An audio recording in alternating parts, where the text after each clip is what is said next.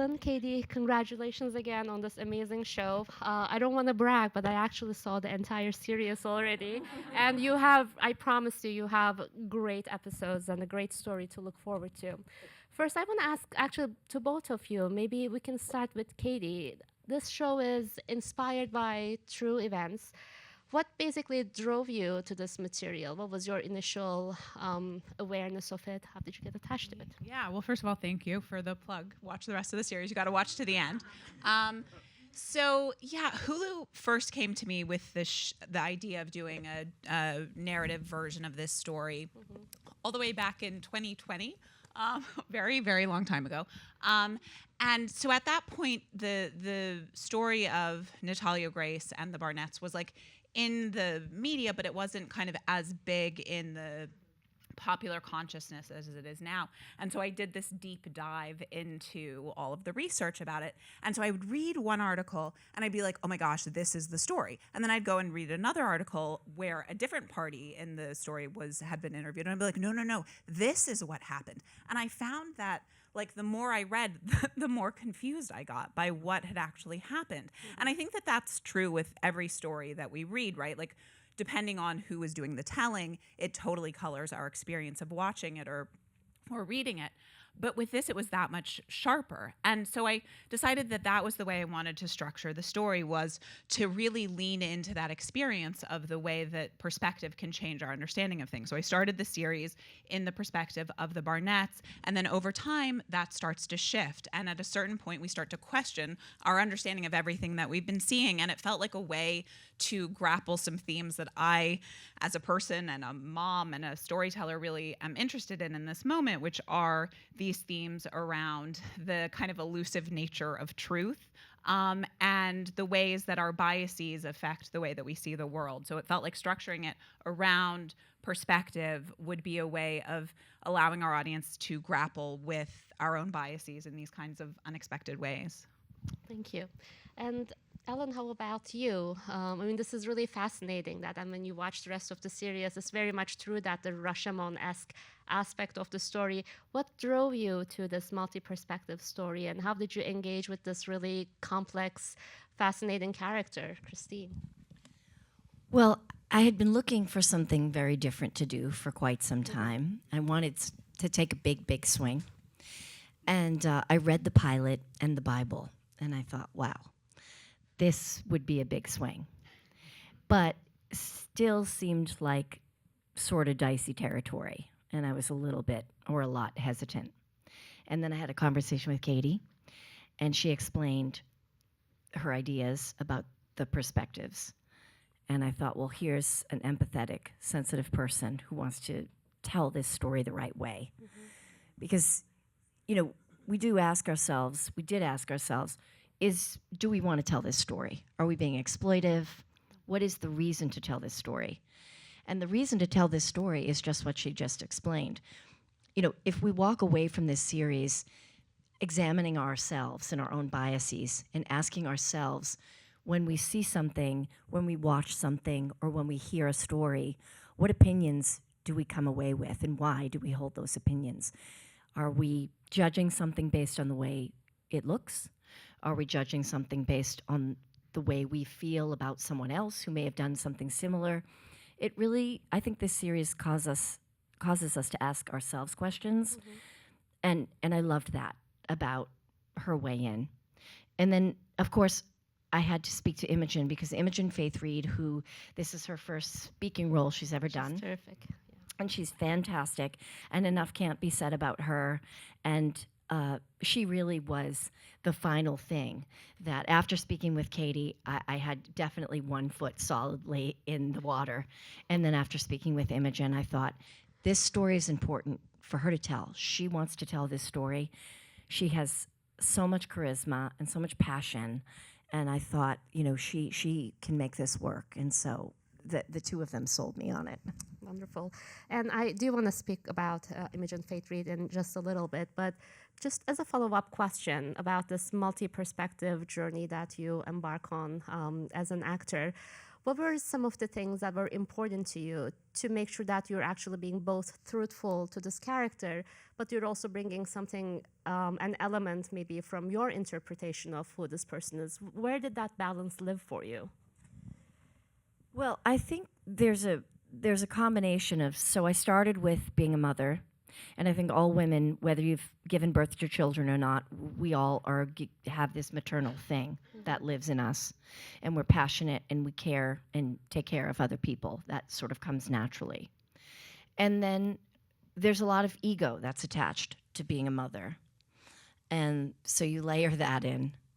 And do your children do what you ask them to do, or do they not do what you ask them to do? Do they reflect you? And do you want them to reflect you? Because a lot of being a parent is people want to see themselves in their children. There's a lot of ego involved. And then to me, an interesting theme, just personally for me, is people who is religion. You know, religion is fascinating to me, and I think it's necessary in life. And religion serves a wonderful purpose for a lot of people. But throughout history, we know that people sort of abuse things or take advantage of things under the guise of religion. And that theme is very interesting to me, how people sort of use it as a cloak to behave however they want. And because they're a Christian or because they have this faith, whatever, they often are able to make excuses for their own behavior because they believe they are righteous, because they are so religious. So to me, that was a fascinating thing to explore, and I added all of those things into this character. And then also the other theme, not to be too long-winded, but it's a complex character. Right. And it's an important theme. I think the way we're parented as children, the way we are raised, we either are unaware and we make the same mistakes, or we are hyper aware and try to do everything differently, everything different than our parents did. And I think what's fascinating about this character, and specifically how we end our series, is that, you know, the apple doesn't fall very far. Right. Thank you. And Katie, I would like to ask you a similar question, maybe a different version of it. You know, obviously we talked about that this is a dramatized version of events based on true life. Where did that balance live for you as the creator, in taking the true events, but also making sure that obviously it has to speak to an audience and there has to be certain liberties that you have to take? How did you navigate those choices? Yeah, so before I started doing this kind of work, I was a journalist and a documentary I wasn't a documentary filmmaker. I worked in documentary films. And so I love research. Like that is my bread and butter, and the thing that I do when I write even something that doesn't necessarily seem like it needs a ton of research. So we had an incredible research team led up by a woman called Riva Mendelbaum, who, if you ever need research for something, she's just like, shout out Riva, she's the best. So Riva was on the ground in Indiana. She was going to the trials. She got us access to depositions and Facebook messages and text messages and adoption records and medical records and on and on and on and on. I mean, truly, like, there's a scene that you'll get to when you watch all the way to the end in episode 8, where you get to see a representation of all of the Facebook messages that were sent by this couple, and it fills a room. And those are actual, like, what is printed out is actually the Facebook messages that we'll see. It's extraordinary.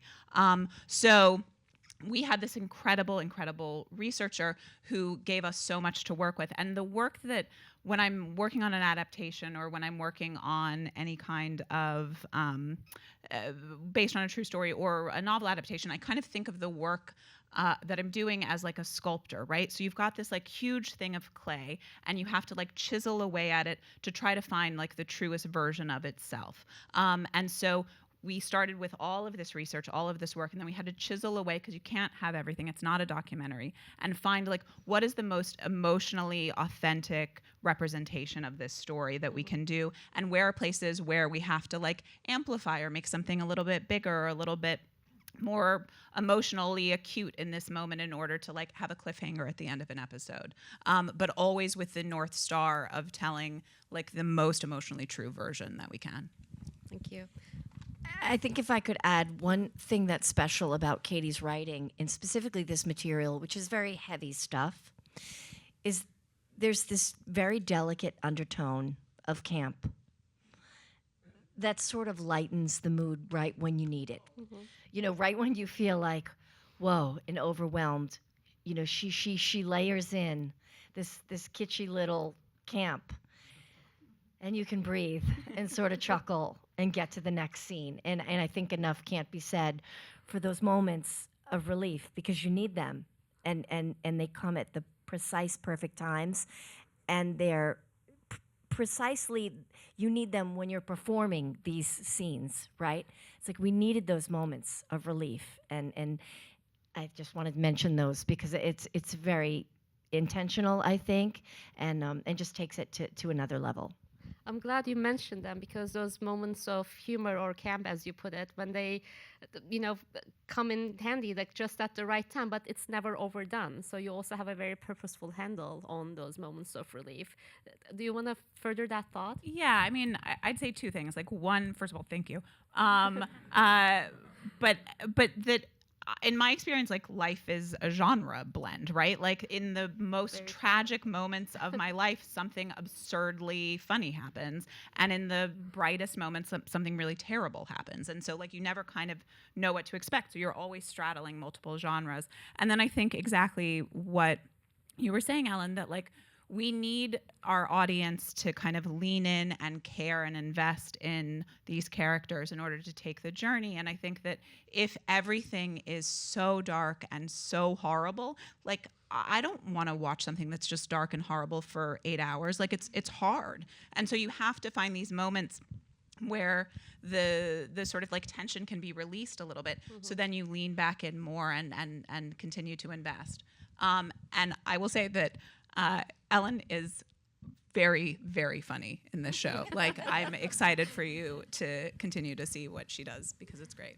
I am also excited for you. All right, I really want to talk about Imogen Faith Reed. She is incredible, and I just learned after watching all 8 episodes that this is her first real speaking role. First of all, how did she come on board? How did you find her? She's so perfect. And then maybe if we can further that thought with Ellen, how did you collaborate with Imogen in detail, charting this really complex dynamic between Christine and Natalia? Well, just to talk for a second about how we found her. So after I'd written the pilot and the Bible, Hulu was ready to order the series, but it was cast contingent on finding somebody to play Natalia. So we did an international casting search, got in a tape. She had never done anything besides a little bit of stage work and then stand-in and body double work. But we saw this video, and it's like the stories that you hear about, I don't know, like Louis B. Mayer or something, like seeing somebody and being like, you're going to be a star. Like, it was like that. She was just so good, even just in this self-tape. So we did a series of reads with her. And we knew she was our person. She's based in the UK. So we'd never met her in person until like 2 weeks before we started filming, 3 weeks before we started filming. So it was like a great leap of faith, but she was extraordinary. And how did you collaborate with her? How did the two of you build this really complex dynamic between the characters? Part of Imogen's brilliance is her charisma and her ease, right? You wouldn't think this was her first role. You would expect that, maybe she might be a little bit intimidated with people who have had a lot more work experience than her, and she really is just so comfortable and so at ease.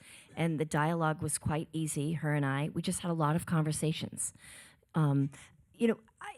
It's interesting because this being my first different role in 20 years, I was quite specific about some certain things.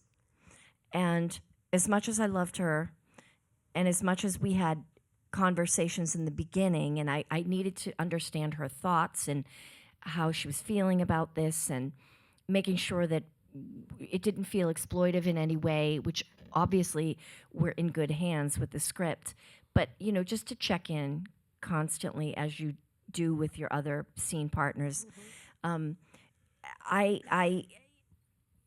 needed there to be some separation in the beginning because I needed to sort of almost feel like I'm meeting her for the first time really on screen. I guess you could say I got a little bit method because this was so important to me to really live and breathe and nail this character and be so good because I have so many loyal fans who have been so extraordinary to me for 20 years. I really don't want to let people down. I didn't want to let anybody down who trusted me with this. So I got a little method and I wanted to sort of meet her for the first time. And I had spoken to her before we met. And then once we met and started filming, I really sort of needed to be in my head. And our version of Christine Barnett is someone who's got a million things going on, right? She had her marriage that was falling apart. She had her sons that needed special care and attention. She had her center that she's trying to open. And this is a woman who's, like so many of us all the time, completely overwhelmed. And then for some reason decides to take on one more thing, you know? And I needed to stay in that headspace. Yeah. So I was a little bit method with Emmy until I, had to get to the more intense scenes. And then I would just like take a shot of like 2 espressos and some chocolate and get really amped and jacked up. And then do the scene and then hug her and cry after it was over and be like, I'm so sorry, do you still love me? I love you so much. I'm so sorry I had to do that to you. So was any part of that method approach apply to the family dynamic that you were building alongside Mark Duplass and the young cast that play your sons? Because building that dynamic over the course of 8 episodes has longevity and believable longevity. How did you tap into that? Well, again, casting is everything, right? And Katie has a great eye, and our partners at Hulu have a great eye. And I came to the auditions to meet the boys. I wanted to read with them, and I really believe in chemistry. I've had a lot of luck with it in my career and had great chemistry with actors. And I'm someone who's very visceral in that way. I feel chemistry very intensely, either right away or I don't at all. And so I wanted to do the readings with all of the boys. So when we cast them, I met Mark Duplass, of course. Again, so grateful to have had him join this journey with us because he is extraordinary human and so sensitive and empathetic. And we had great chemistry, but that's just something you know when you're hiring people. And everybody met and we knew we had a vibe. And then, as an EP, I've been on set for a lot of years, and I'm very aware of how to keep, how to even in darkness, how to keep a set light, how to make everybody feel appreciated, how to keep a good mood, and I know how to keep the vibes high on set, even in when we're doing dark stuff. It's really important. Thank you. Katie, I want to go back to something you were saying earlier as you were doing your research, thinking, oh, this is the story, and then you read something else. Oh, no, this is the story. So maybe tell us a little bit about applying that to your writing and creation. How did you approach pacing? Were there any parts, and this is tricky because we don't want to give away spoilers, were there any parts that you thought this actually requires a deeper attention or a larger focus? How did you navigate that? Yeah, I mean, structurally, I always knew the general structure of like the sort of movements of this season, and I knew where I wanted to end it. But figuring out what moments needed more time and how to move time, because we do pass a fair amount of time over the course of the show. So that was really tricky. I mean, there was a lot of whiteboards, a lot of beautiful minding with our incredible writers' room to figure those moments out. And then it was interesting. I mean, the scripts were all basically written by the time we started shooting, but early drafts. So once we started really getting into it, I was lucky enough to have been watching Ellen and Mark and Emmy and the rest of our brilliant cast do their work. So I got to go back in and make adjustments and start writing even more towards their voices and towards things that were working in this chemistry that Ellen's talking about. I mean, she and Mark really have something special. And so it was really fun starting to write some of their later scenes or going in and rewriting some of their later scenes, having seen them in action. It was really like, so there are scenes in there that might not have been in there had I not gotten to watch the two of them at play. Thank you. When I'm usually moderating a talk like this with collaborators, I would like to take a moment and make sure that you give each other some flowers through this collaboration. And we've been doing this, and I know you've been doing this throughout this talk, but I still want to ask, as fellow executive producers, what were some of the amazing memories that you made together, or things maybe that you learned from each other that furthered your understanding of the story? What was it like to collaborate on this? I mean, like most of you, I'm sure, or all of you, like I was obsessed with this woman before I met her. And so, you know, the first time we Zoomed, I texted my best friend who was a doctor because of Ellen to tell her, and she was like, "Don't fuck it up." So I knew I was gonna really like love her, but I wasn't expecting it to be kind of as rich and generative a collaboration as it was. I think that we were attracted to very similar things in this character and scared of similar things in this character. And so sort of holding hands and like finding that together was one of the great creative joys of my life. Like truly, like this, it's been an incredible experience. And I will say that like I am, so much of the work that I do as a showrunner happens actually like after we wrap production and I'm in the edit and I'm just like watching the things that Ellen brings. Like you just put a camera there and she just like opens up, like there's just like so much complexity that she gives you, and so you just have a lot of nuance to be working with. And just one other little shout out, there's like this thing that people talk about with actors, like actors not knowing what to do with their hands. This woman is the best hand actor I have ever seen. Like Ellen, like literally half a dozen of my favorite moments in the show are moments of you doing stuff with your hands, like that just tell you so much, tell you all of the complexities of this character. They are so good. I won't spoil them, but yeah, they're I'll tell you later. Okay. They're really good. Ellen, your turn. Well, there's a few things. So I think that one of the things that was really important to me in choosing something, my first thing to do outside of Grey's Anatomy, was Grey's has been going on for so long, and at this point, it's a beloved show, and I appreciate the importance of it, but it's network television, and there's a lot of suspension of disbelief, and it's almost like a procedural at this point.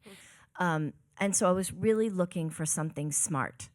But I really, it was important to me to sort of do really something very elevated, writing that was very subtle and nuanced and not sort of a lot of exposition that we have on network TV, and that serves a purpose and people love it, and I'm not disparaging it, I'm just saying I was looking for something very different. And Katie is brilliant and so much smarter than I could ever hope to be in my life. And so I got that wish fulfilled. And, I'm just so lucky, I feel like, to have had the career that I've had, and then to have, so many people don't get the gift of choice. They don't have the privilege of choice, because being able to choose this role or this job or that job, that's a privilege. Most people wake up every day and don't have the privilege of choice.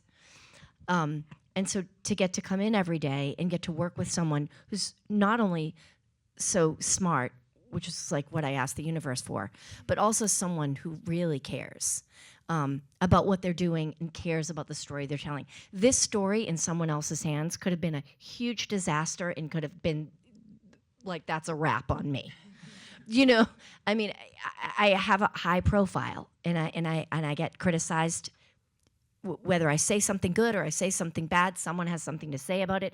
I'm sort of, you could call it my trauma, my damage, whatever. I've been in the public eye a long time, and I'm I guess traumatized, for lack of a better word. So many things I say get taken out of context, or things I mean well don't go over well, and so I was pretty scared, to take this on. And she's a very thoughtful person. So, and this takes an extraordinary amount of detail. I mean, she worked really, really hard, and our job ends the day it was over. Christine Barnett's gone. She has to stare at me for another 6 months, 12 hours a day, and hear my voice and go over scenes. And the editing is a huge piece. Yeah. I think we all know that what we write on the page is one, part of the journey. Laying it down on film is a second part of the journey, and the equally important part of the journey is the editing, right, and the sound mix. But it takes so much, and she's just there for being a showrunner is literally like the hardest job in the world, and she did it, and doesn't let things go. A lot of people would be like, oh, it's fine. She just, no, it's not fine. And that's how I am too. I'm like, no, it's not fine. Let's do it again. And it takes that spirit and that tenacity and to get it perfect and get it right. And I think that's why we get along. Yeah. Thank you so much. And on a personal note, not just as a journalist and critic, but as just a woman watcher, film watcher, TV watcher, I want to thank you for introducing me to a character like this that doesn't fit neither my stock understanding of a hero or a villain. I love seeing complex women on the screen, and I want to thank you both for bringing her to life like this.